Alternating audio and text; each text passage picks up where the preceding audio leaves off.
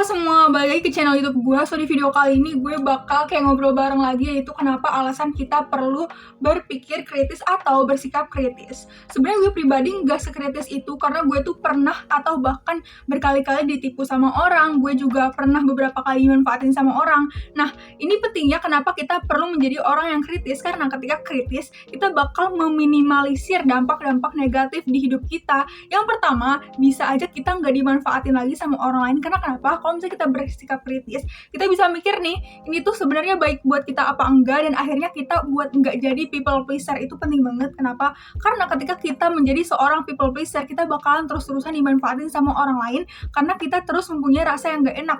Buat rasa nggak enak datang ke suatu event, padahal kita nggak bisa datang ke suatu apapun itu, padahal kita itu sebenarnya dalam hati kita nggak have fun gitu loh. Walaupun itu event teman dekat kita sendiri. Ini perlunya bersikap kritis dan berpikir kritis itu. Yang kedua, itu tentu aja bisa untuk meminimalisir nih ditipu.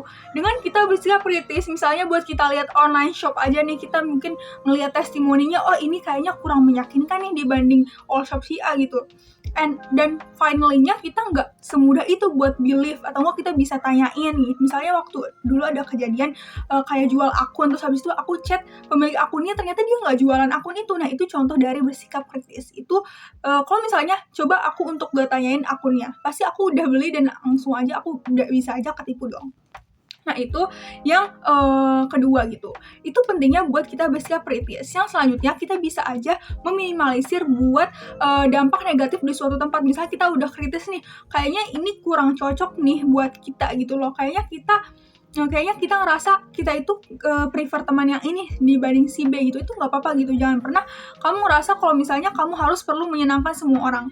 Intinya buat kita bersikap kritis itu perlu dan penting banget, karena itu bakalan terus dipakai dari kita sebenarnya itu udah mulai paham otak kita sampai kita akhir hayat nanti. Karena ketika kita bersikap kritis itu, ketika kita dapat suatu berita, dapat insight, kita nggak langsung kayak menyerap gitu aja informasi. Pasti kita langsung kayak menyaring-nyaring dulu nih, apakah ini benar apa enggak. Bersikap kritis juga bakalan sangat membantu banget di kehidupan percintaan kita, buat kita yang bucin. Kenapa? Karena ketika kita bersikap kritis, kita tahu nih mana sih laki-laki yang baik dan mana yang red flag. Kenapa? Karena kalau misalnya kita bersikap kritis, kita bakalan tahu red flagnya laki-laki itu ada di mana gitu.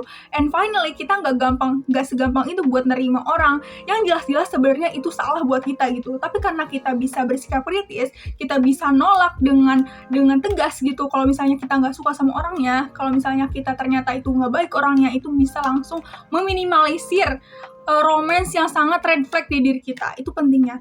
Itu banyak banget kan dampak-dampak positif dari bersikap kritis. Walaupun nggak selamanya kita itu harus benar-benar bersikap kritis dengan lurus banget, karena pasti ada aja celah dan dimana kita itu udah sekritis mungkin, tapi tetap aja gitu kebobolan gitu. Itu sering banget kan. Dan pada akhirnya kita harus tetap aja percaya sama feeling kita sendiri, tapi di suatu sisi lain juga kita harus pakai logik kita.